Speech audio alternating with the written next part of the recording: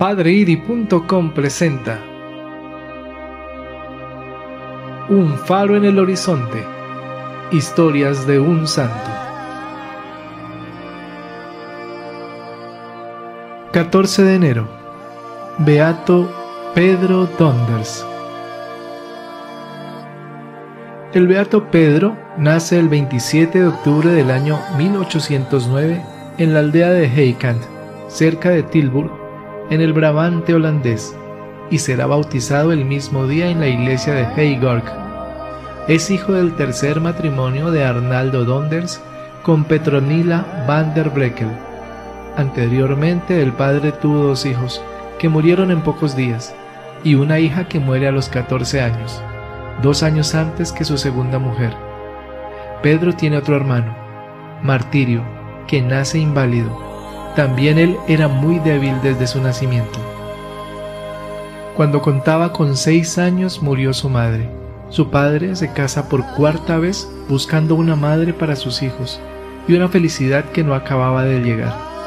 Su casa era humilde y pobre, de un solo cuarto, de suelo de arcilla con 2 camas, armario, en donde el padre trabajaba como tejedor, oficio que durante muchos años va a ejercer Pedro, a quien cariñosamente llamaban Pirk.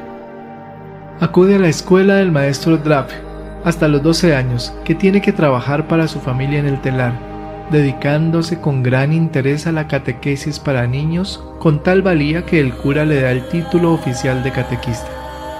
A Pedro le gustaría ser sacerdote, pero su delicada salud será un problema. Siente gran gusto por la oración, dejándose arrastrar durante todo el día por la oración, incluso tejiendo. Busca la felicidad alejándose de su propio centro, situándolo en Dios y en los pobres. Su debilidad le incapacita para el servicio militar, así que decide ser sacerdote. El cura del pueblo lo envía como alumno empleado a la escuela apostólica Bibliot, donde sobre todo trabajará hasta los 23 años que comienza a estudiar. Como no podía pagarse los estudios, trabajaba fuera de las clases en el mismo seminario. Fueron 6 años en el seminario menor, años de estudio duros y lentos, donde había una gran diferencia de edad entre él y sus compañeros. Se burlaban de él por su torpeza, pero se hizo amar y respetar por todos, por su carácter afable y sencillo.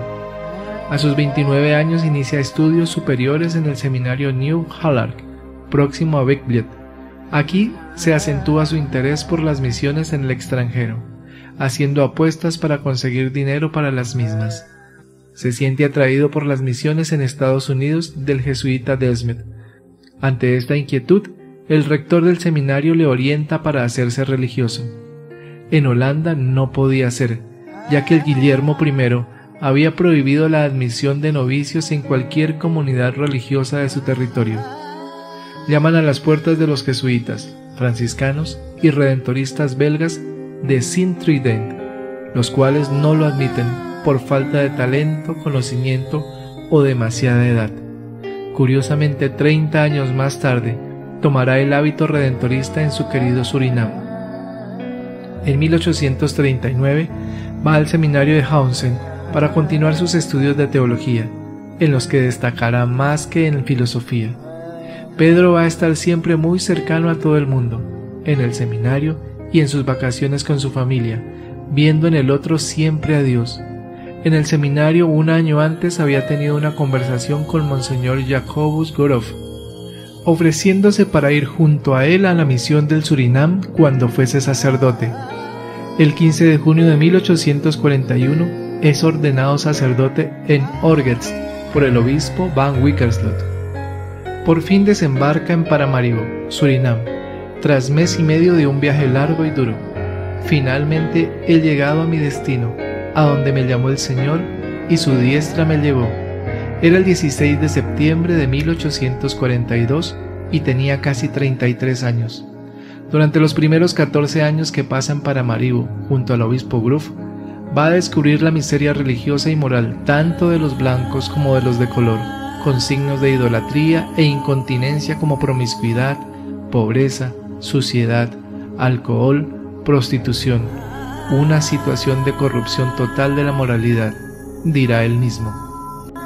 Tras el recibimiento de Monseñor Groove, este le presenta el gran campo de trabajo, 140.000 kilómetros cuadrados de extensión, 4 veces Holanda, clima tropical con abundantes tormentas y mosquitos, extensiones de selva, ríos y barro, multitud de enfermedades y gran diversidad de razas, indios, negros, cimarrones, esclavos nacionales, blancos, holandeses, ingleses, franceses, alemanes, portugueses y además muchos leprosos. Para combatir esta difícil situación, Pedro Donders se apoya en la oración, el esfuerzo personal y la mejora de la vida de toda esa gente. Aprenderá el inglés de los negros y se dedica al cuidado de todas las personas. Su vida de oración permanece sólida. Desde las 5 de la mañana ya está rezando en la iglesia. Después de la Eucaristía estará 3/4 de hora en acción de gracias y luego se dedica a la catequesis de niños. Lo más duro de su día a día serán las visitas bajo el sol tropical o la lluvia, así como la indiferencia, disgusto, odio y amenazas de las gentes, sobre todo de los propietarios de esclavos europeos.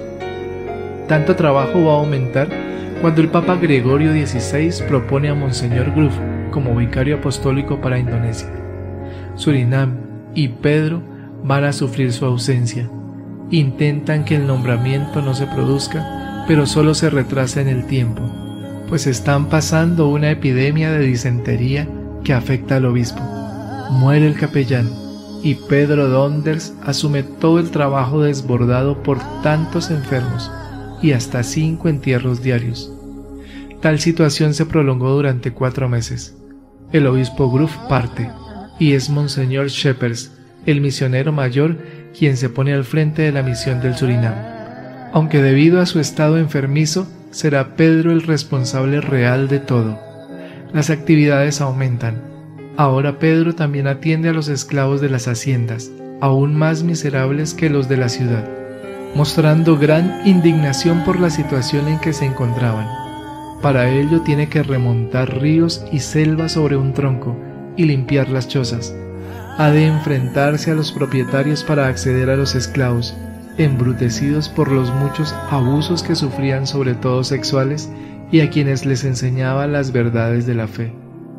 En 1856 es nombrado capellán de los leprosos de Batavia, que había visitado a su llegada al país, junto a Monseñor Groove, allá por el 1842, y a donde deseaba ir para estar con esos pobres necesitados de toda curación.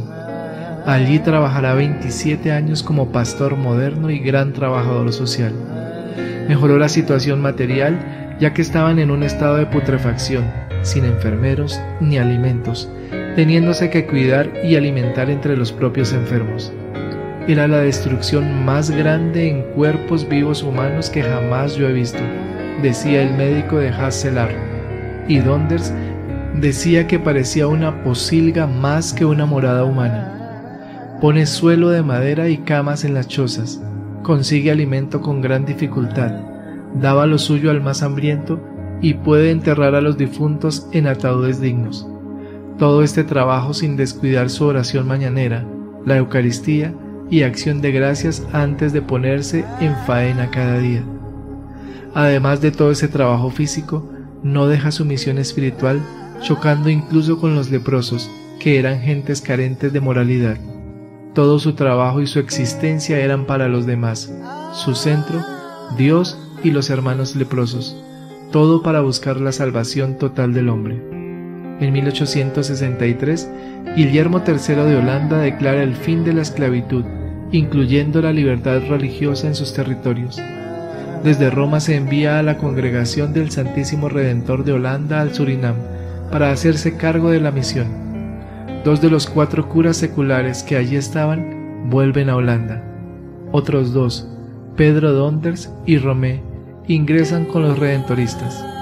Es el año 1865. Han pasado 30 años desde que intentara entrar en la congregación en Bélgica, y Pedro cuenta ya con 57 años. Está a 2 semanas de experiencia comunitaria en Paramaribo y decide comenzar el noviciado. Durará 6 meses y como maestro Monseñor Swicards que dice del novicio: poseía en toda plenitud el espíritu de la Congregación Redentorista. El día de San Juan de 1867 realizará los votos en Paramaribo, la capital. Vuelve a Batavia, ya como misionero redentorista junto a otros hermanos, para estar con los leprosos, y al ser los misioneros más, Pedro quiere más trabajo y atiende también a los indios, buscándolos entre la selva. Va a catequizarlos, predicarles con láminas y dibujos, incluso con el harmonium. Pero los indios parecen ser ociosos y supersticiosos. Hasta tal punto Pedro denuncia esta situación que los curanderos le atacan y le amenazan si bautiza a los indios. Pedro aguantó heroicamente la situación y los indios se convirtieron, abandonando la superstición y el vicio. En 1869 también se acerca hasta los negros y marrones, esclavos sacados de África para trabajar duramente en grandes extensiones propiedad de europeos. Estos se agrupaban en bandas que luchaban entre sí y sobre todo contra el blanco opresor. Igualmente eran supersticiosos e inmorales, aún más salvajes y feroces que los indios. Las denuncias de Pedro a esta situación, que combate a todos los niveles, entre ellos y ante los poderosos propietarios, le costarán caras y supondrán su gran cruz. El trabajo entre los negros y marrones no va bien. También la adversidad y la cruz vienen de Dios, y nada se realiza sin la cruz, escribía Pedro de la situación que estaba viviendo con los negros. En 1883, los leprosos piden que les nombren otro capellán debido al estado de salud del anciano padre Donders. Fueron 40 años de trabajo intenso en Surinam, 16 como redentorista y 74 de edad, cuando se retira a la comunidad de Paramaribo, en la que sigue con el trabajo apostólico como un sacerdote joven. Allí vive años felices, entre las bromas de los hermanos sobre su avanzada edad al ingresar a la congregación. Cada día me doy más cuenta de cuán grande es la felicidad de la vocación en esta congregación y en convivencia con los hermanos, escribía nuestro querido beato Pedro Donders. A los 8 meses es trasladado a Coronia, donde es operado del riñón varias veces en los 2 años que está allí. En 1885 vuelve a Batavia al enfermar el padre Vickers, capellán del lugar. A sus 77 años y una delicada salud, seguirá trabajando con los leprosos, indios y negros durante 1 año más. Para él, los enfermos eran presencia clara y real de Jesucristo sufriente en la cruz. A finales de 1886 visita por última vez a los enfermos, celebra la Eucaristía el día de Navidad y predica el 31. La nefritis que padece se agrava y el médico no le suministra medicamento. El día 12 de enero de 1887 dice al padre Vickers: «Ten aún un poco de paciencia, moriré el viernes a las 3». Así el viernes 14 de enero de 1887, a las 3 de la tarde, tras una larga vida de oración continua, de trabajo sin cesar y mucho sufrimiento, Pedro Donders morirá en Batavia, rodeado de los abandonados a los que se entregó toda su vida. Su cuerpo permaneció allí 13 años, hasta el traslado de la leprosería a la fundación de San Gerardo, en Gravestad, en Paramaribo. Sus restos reposan en la Catedral de Paramaribo desde 1921, ya que su fama de santidad era reconocida por todos los habitantes de la antigua colonia holandesa. Era el apóstol de los leprosos, de los indios, de los cimarrones. El 23 de mayo de 1982, el Papa Juan Pablo II lo declaró beato para toda la Iglesia. Gloria al Padre, y al Hijo, y al Espíritu Santo, como era en el principio, ahora y siempre, por los siglos de los siglos. Amén. Señor nos bendiga, nos guarde de todo mal y nos lleve a la eternidad. Amén. Feliz y bendecido día. La Virgen me los acompañe hoy y siempre.